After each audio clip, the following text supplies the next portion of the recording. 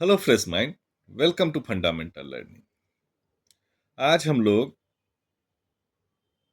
Triangle के बारे में पढ़ेंगे क्योंकि हमारा नेक्स्ट चैप्टर जो है वो कॉन्ग्रुएंसी ऑफ ट्रायंगल है। कॉन्ग्रुएंसी ऑफ ट्रायंगल का मतलब क्या हो गया कि जो ट्रायंगल पूरे पूरे एक दूसरे ट्रायंगल के बराबर है या एक दूसरे के बिल्कुल समान है, थोड़ा सा भी इधर उधर नहीं, वो एक दोनों के क्या हो जाएंगे, कॉन्ग्रुएंट हो जाएंगे। ठीक है, तो ये कॉन्ग्रुएंसी को समझने से पहले यदि हम थोड़ा सा ये देख ले कि सिमिलरिटी क्या है दोनों में, तो एक तरीके से सिमिलरिटी है, सिमिलर है मतलब क्या हुआ कि एक से समान है, और कॉन्ग्रुएंसी कॉन्ग्रुएंट है मतलब क्या हुआ, समरूप है। तो समरूप और समान में, सिमिलरी समरूप और समान में क्या डिफरेंस है, ये चीज हमको सबसे पहले फाइंड आउट करना पड़ेगा कि सिमिलर में और कॉन्ग्रुएंसी में क्या डिफरेंस है।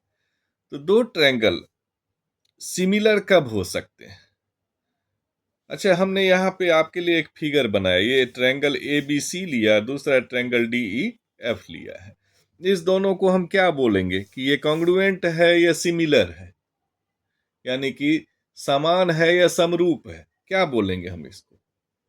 तो हमको देखने से पक्का ये लगता है कि ये समरूप है, समान नहीं है।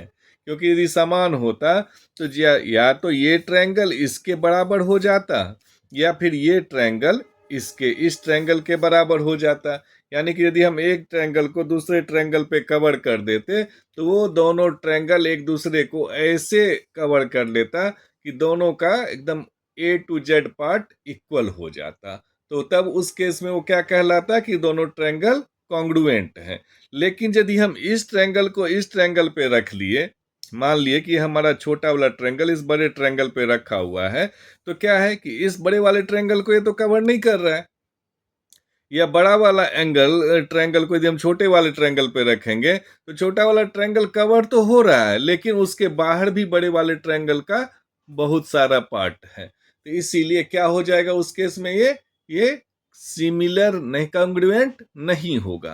क्या होगा? सिमिलर होगा। ठीक है, तो सिमिलर और कॉन्ग्रुएंस का मेन डिफरेंस क्या हो गया कि कॉन्ग्रुएंट जो होता है बिल्कुल बराबर, थोड़ा सा भी इधर उधर नहीं, और सिमिलर में क्या होता है कि दिखने में एक जैसा होता है। ठीक, तो ये हो गया हमारा कॉन्ग्रुएंस और सिमिलरिटी का डिफरेंस। तो लेकिन सिमिलरिटी होता कब है? सिमिलरिटी होने के दो कंडीशन है। क्या क्या कंडीशन है उसके बाद हम देखेंगे कि कॉन्ग्रुएंट होने के क्या कंडीशन है। तो सिमिलरिटी होने के कंडीशन ये है कि ये एंगल और ये एंगल, यानी कि इसका कोरस्पोंडिंग एंगल, यदि ये एंगल हमने लिया तो इस ट्रायंगल का कोरस्पोंडिंग एंगल कौन सा हो जाएगा?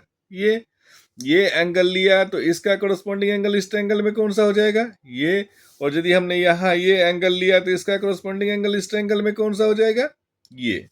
तो यदि इसके कोरस्पोंडिंग एंगल्स इक्वल हैं और इसके साइड एक दूसरे को प्रोपोर्शनेट में रखते हैं, यानी कि यदि ये side by this side equal to this side by this side equal to this side by this side, तब क्या कहलाएगा? This will be called similar triangle. ठीक, यही एक कंडीशन है जिससे कि कोई दो ट्रायंगल सिमिलर होता है। क्या क्या कंडीशन है इसके? कि corresponding angles should be equal and the sides ratio of sides should be proportionate to each other। ठीक है, ये इसका मेन क्रिटेरिया है सिमिलरिटी होने का। अब हम देखेंगे कि कॉन्ग्रुएंसी की क्या क्या क्रिटेरिया है। अब हम देखेंगे कॉन्ग्रुएंसी। कॉन्ग्रुएंसी क्या है वो तो हमने पता कर लिया कि जिसमें कि कोई सा भी पॉलिनोमियल्स एक दूसरे को फुल्ली कवर कर ले, एग्जैक्टली यानी कॉन्साइड हो जाए, that will be the congruency. अब हमने यहाँ पर आपके लिए चार फिगर बनाया हुआ है, figure number 1, figure number 2, figure number 3, figure number 4।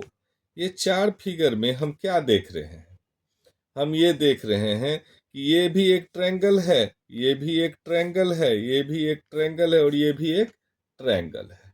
ठीक है, अब इसका देख रहे हैं हम कि इसका जो लेंथ है साइड ए बी का 2 है, साइड बी सी का 5 है एंड ए सी का 4 है।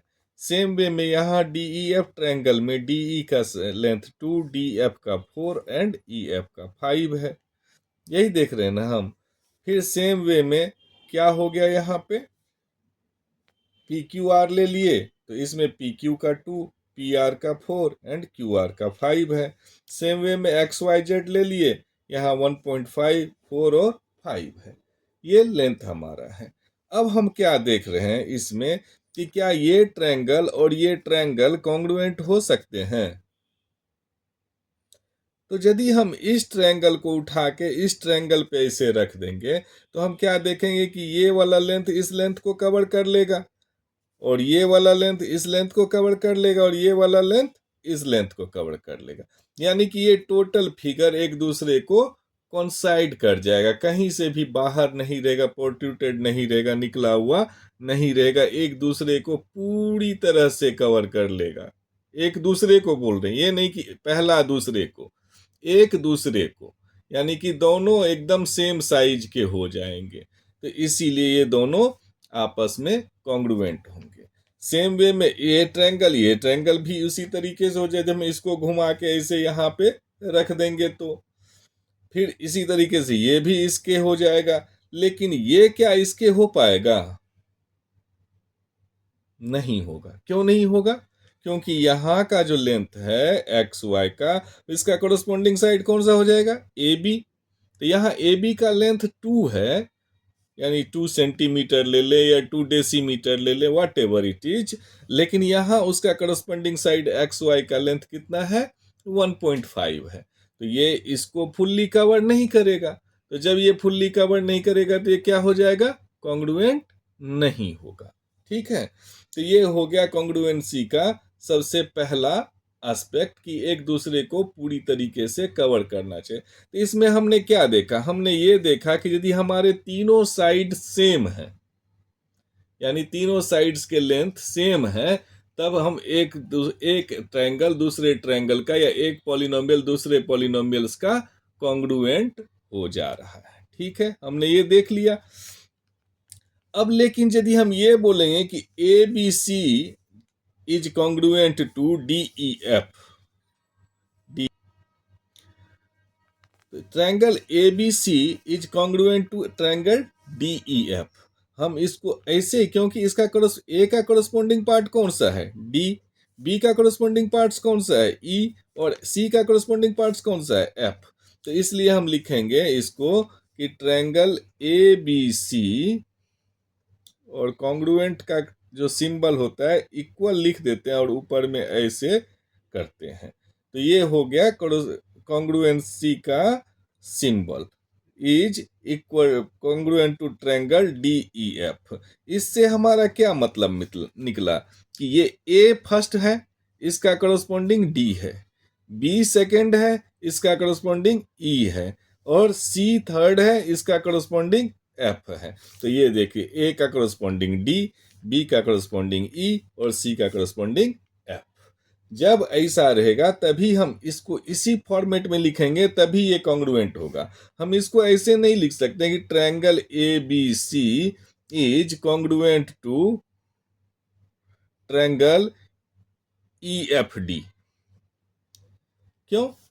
क्योंकि इसमें ए का करस्पॉन्डिंग पार्ट ई हो जाएगा, बी का करस्पॉन्डिंग पार्ट एफ हो जाएगा और सी का करस्पॉन्डिंग पार्ट डी हो जाएगा, जो कि टोटल अलग है। क्या एंगल ए जो है एंगल ई के बराबर है? नहीं है। सेम वे में एंगल बी जो है वो एंगल एफ के बराबर है? नहीं है। सेम वे में एंगल सी जो है वो एंगल डी के बराबर है? नहीं है। इसीलिए ये हमारा, ये जो हम लिखेंगे तो ये गलत हो जाएगा। हमें हमेशा यदि हमको ऐसे लिखना पड़े ई एफ डी के साथ में इसका, तो हम फिर ऐसे लिखेंगे बी सी ए। क्या लिखेंगे तब? कि triangle B C A is congruent to triangle EFD।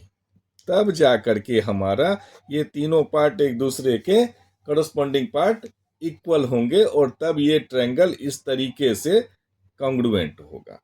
Otherwise normal way में हम इसको ऐसे ही लिखेंगे, यानी कि हमेशा जो पार्ट जिसके कॉन्ग्रुएंट है उसी के साथ में हम कॉन्ग्रुएंसी को, जो करस्पॉन्डिंग पार्ट जिसके कॉन्ग्रुएंट है उसी के साथ में हम उसके कॉन्ग्रुएंसी को दिखा सकते हैं। ठीक, तो ये समझ में आ गया। अब कॉन्ग्रुएंसी के क्राइटेरिया क्या क्या है? कॉन्ग्रुएंसी के टोटल 5 क्राइटेरिया है जिससे कि एक ट्रायंगल दूसरे ट्रायंगल के कॉन्ग्रुएंट हो सकते हैं। ठीक है, तो उसके लिए क्या है, हमारा जो भी पॉलीगॉन है, जैसे अभी हम ट्रायंगल के बारे में बात कर रहे हैं, तो पहला क्राइटेरिया हमारा आता है SAS। मतलब क्या हुआ कि साइड एंगल साइड।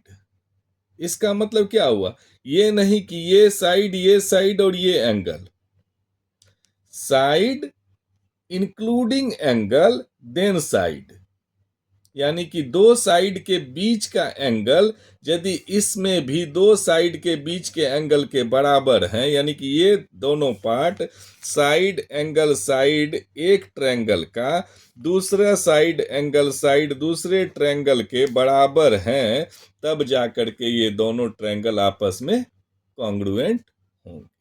पहला क्राइटेरिया समझ में आ रहा है? यदि आ रहा है तो अच्छी बात है, नहीं आ रहा है तो आप कमेंट करेंगे ताकि मैं आपको और भी अच्छे तरीके से समझा पाऊंगा।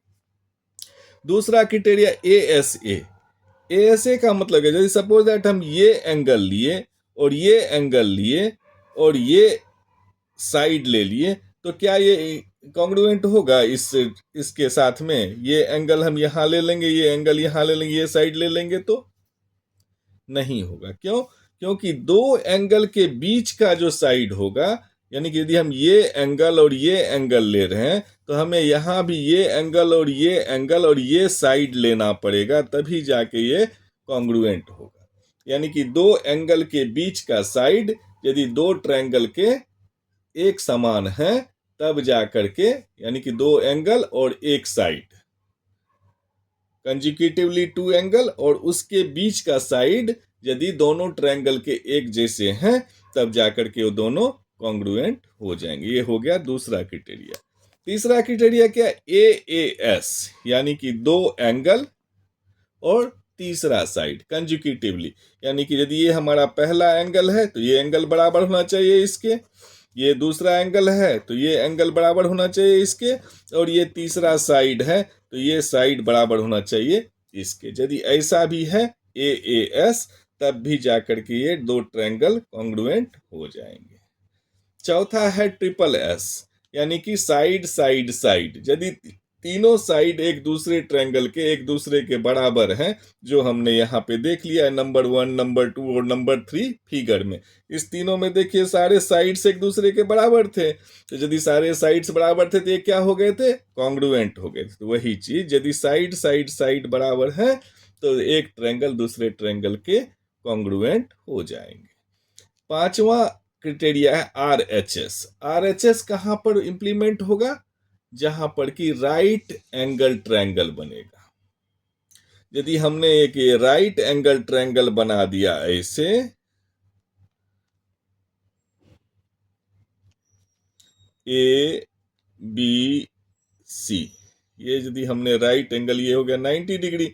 ये राइट एंगल ट्रायंगल में क्या बोल रहा है कि ये यदि दूसरा भी एक हमने ऐसे बना दिया राइट एंगल ट्रायंगल DEF, तो ये दोनों 90 डिग्री हो गए, तो ये एंगल और ये एंगल तो बराबर हो गया, तो राइट वाला आर वाला पोर्शन हमारा क्लियर हो गया। अब बोल रहा है हाइपोटेनियस, यानी कि ये भी इसके बराबर होना चाहिए, और कोई सा भी एक साइड, या तो ये साइड या ये साइड। यदि ये तीन चीज एक दूसरे के बराबर है राइट एंगल ट्रायंगल में, तो वो दोनों ट्रायंगल भी आपस में कॉन्ग्रुएंट कहलाएंगे या होंगे। ठीक, तो ये 5 क्राइटेरिया आपको हमेशा अपने माइंड में सेट करके रखना पड़ेगा कि किस 5 क्राइटेरिया पे ये दो ट्रायंगल आपस में कॉन्ग्रुएंट होंगे और किस क्राइटेरिया पे दो ट्रायंगल आपस में सिमिलर होंगे। ये चीज यदि आपके माइंड में सेट रहेगा तो आप कोई सा भी प्रॉब्लम को इजीली सॉल्व कर पाएंगे और कोई सा भी थ्योरम को इजीली प्रूव कर पाएंगे। ठीक है, थैंक यू।